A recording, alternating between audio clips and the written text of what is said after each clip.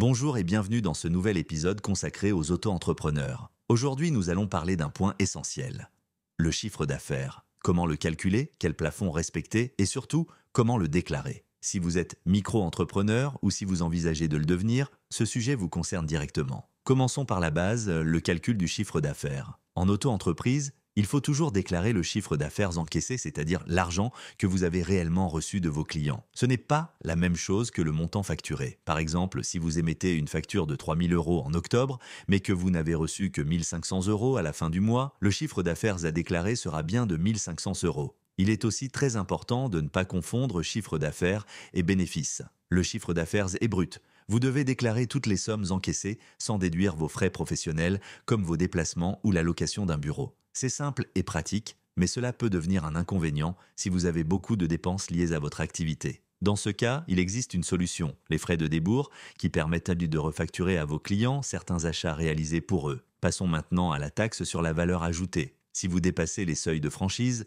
vous devez la facturer à vos clients. Mais le chiffre d'affaires déclaré reste toujours hors taxe. Prenons un exemple, vous facturez 1 200 € toutes taxes comprises, dont 200 € de TVA. Le chiffre d'affaires à déclarer est bien de 1 000 € hors taxe. Les 200 € de TVA seront reversés à l'État. Parlons maintenant des plafonds de chiffre d'affaires. En 2025, le plafond est fixé à 188 700 € pour les activités de vente, d'hébergement ou de restauration, et à 77 700 € pour les prestations de services et les professions libérales. Si vous dépassez ces plafonds pendant 2 années consécutives, vous perdez le bénéfice du régime de la micro-entreprise et vous basculez vers un régime réel qui implique plus de formalités. Et si vous démarrez en cours d'année, attention, le plafond est calculé au prorata temporis, c'est-à-dire en fonction de la date de début de votre activité. Voyons maintenant les obligations de déclaration. Votre chiffre d'affaires doit être déclaré à l'URSSAF chaque mois ou chaque trimestre, même si vous n'avez rien encaissé. Si vous ne déclarez pas pendant 24 mois consécutifs, ou si votre chiffre d'affaires est nul pendant 8 trimestres,